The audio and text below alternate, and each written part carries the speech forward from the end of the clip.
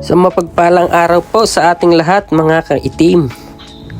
Ari na naman ho at nagbabalik ang inyong lingkod, Mr. Itim. Good morning nga po sa ating lahat. Tayo po ngayon nagbabike at binabagtas ho ang kalamigan ng Japan. Talaga naman nga hong nakakawala ng pagod ang mga tanawin na ganiyan. Napakalinis ang daan at tignan nyo naman ho ang tren ho'y hindi siksikan. Komportable ho ang mga magbibiyahe. Talaga naman ho, ang ganda na ho ng mga tanawin. Gawa ho ng pulang-pula na ho ang mga bundukin. At sinamahan pa nga ng araw na pasilip-silip. Ayan ho, tignan nyo naman ho ang aliwalas. At tayo nga po pala ay pupunta sa gawain ng ating Panginoon. Dun ho sa may situda.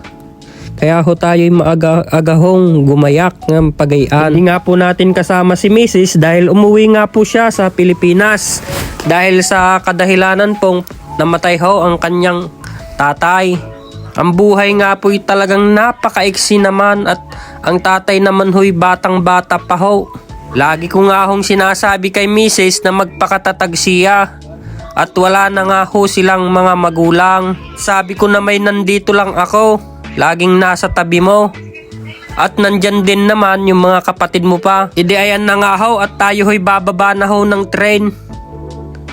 Dito po sa may Mihara. Nagtitrain po sadya kami papuntang Mihara. Gawa ho ng mas mapapamura ho sa bayad ng barge pag sa Mihara ka po sumakay. Tapos ang dagdag pa ho doon ay magaganda ho ang mga tanawin. At ayan nga ho at hindi po kami makalabas ng station dahil kulang ho yung nabili naming ticket. Kaya ayan ho, ipinapasok ho sa machine upang madagdagan ho, maging sakto yung aming babayaran sa pamasahe. Di ayan na nga ho ang bumungad sa Mihara Station na yan. Ayan ho, tignan nyo naman ho at napakaganda. Dito nga ho pala ang ipinagmamalaki nilang mga pagkain ay ang tinatawag na taco. Yun po ay ang octopus o pugita sa Tagalog. Tignan nyo naman ho at napakailiwalas ho ng istasyon ng mga ferryboat dito sa may Mihara. Ayan nga ho at ang dami pang isda sa ilalim ng bars na iyan. Dito na nga ho kami nagpang-apang-abot sa may istasyon ng ferryboat. Ayan nga ho si Brian, si Nanay Alma, si Anaya Chang at yan si Kilip. Yan mga kapwa ko Ilocano, si Bro Brian. Sila nga po pala ang mga pamilya namin dito sa Japan. Ngayon po pala ay linggo.